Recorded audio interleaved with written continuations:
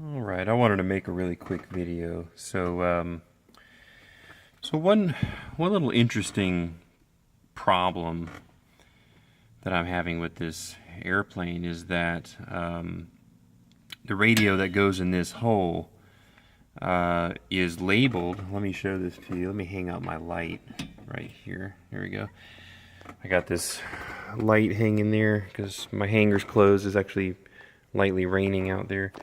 So in that hole goes this radio, which you can see says KX170B. And I frustrated myself because I was looking on the internet and everybody was telling me that the KX170B is able to tune 0.025 megahertz intervals. And this son of a bitch, despite what it says right here, or there, it simply will not do it. I mean, if you look right here, if I crank this knob, it goes to 50, 55, 60, 65, 70. I can't pull. There's just simply no way. So if I want to get, like, for example, the AWAS, or the ATIS here at Bartow is 123.77.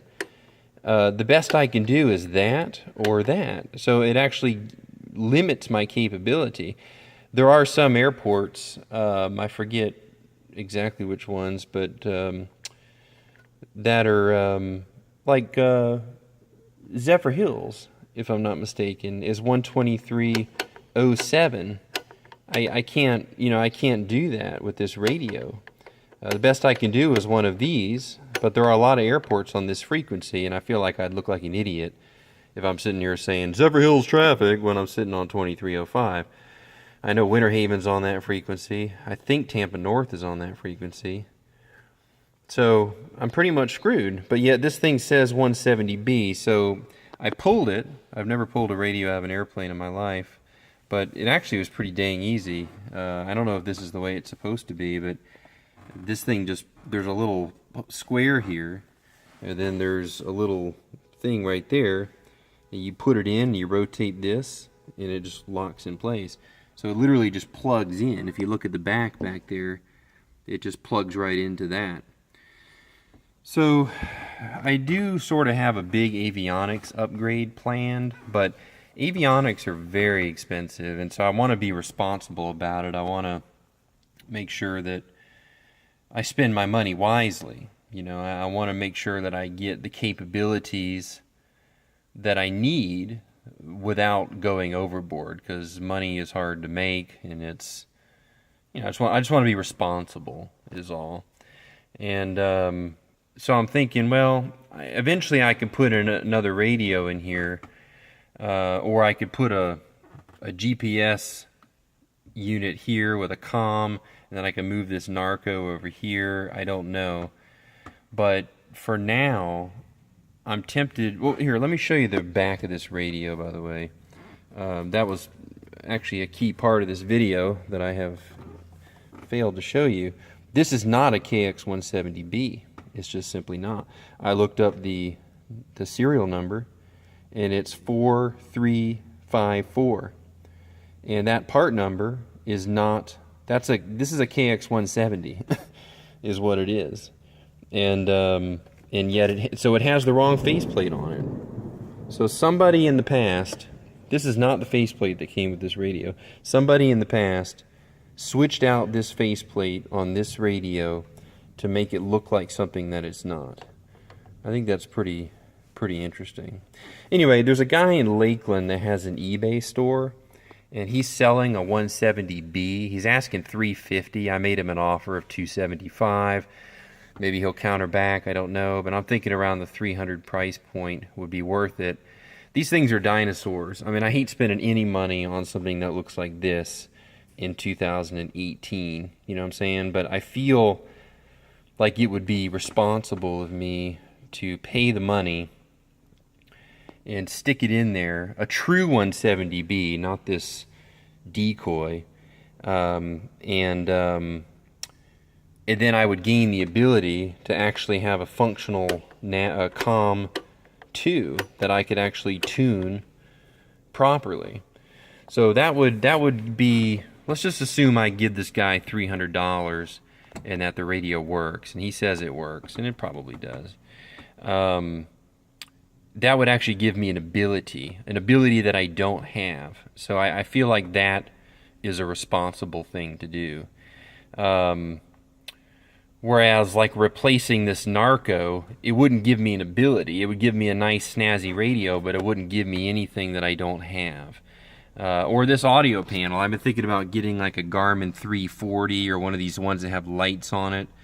And that would be cool, but I'm not getting an ability that I don't have. So does it make sense to go out and shake my money maker, make the money, and then buy something that's just going to look better but not do anything that I don't already have the ability to do?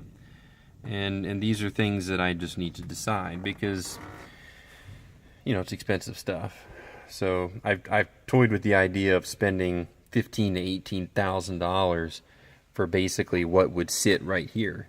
I mean, that's basically all that's going to change. It would sit right here. This 1 square foot area would cost me almost 20 grand. But I feel like putting that radio in would at least give me a capability I don't have for not a lot of money, and that would be that. And then maybe I can just keep going. Maybe the next thing I'll do is change this fucker out with an ADS-B unit, and maybe that's good enough, And then maybe in time I can get rid of this thing and put in an actual Garmin 530 or something, which would then make one of these radios superfluous. And given the choice, I would obviously keep this one and get rid of that one. But if I only pay $300 for that one, I could probably sell it on eBay for $200 and recoup. Then it would have cost me $100. So anyway, that's kind of where I'm at with this thing. There's more to do in here, but we'll get to that later. But this is my airplane, though. Just sitting in here. I actually got off work a little bit early today. Things were slow, and I asked my boss if I could leave early, and he said, yep. So I came out here, and it was my mission to remove that radio and prove to myself that this is not a KX170B, and I've proven that to myself. It is most certainly not. So anyway, so that's where we're at. You might be able to hear the thunder. It is raining and thundering out there. It makes me very happy that I have a hangar. So that's where we are. This is me. Hello. I'm going to let you go. I'm going to get a haircut tonight and spend some time with my wife. I believe I will come back out here tomorrow, but I don't know exactly when. But probably at some point tomorrow I'll come back out here. Also, I've been toying with the idea, but I don't know if I'm going to do it, of putting a dehumidifier in here. But I don't know if that's worth it. It's kind of humid, and I really want to keep corrosion down, but yeah. Also, I bought some floor mats for the airplane. They're not in here yet, but I'll show you where they're going to go, obviously. It doesn't take a rocket scientist to figure out that's where they're going to go.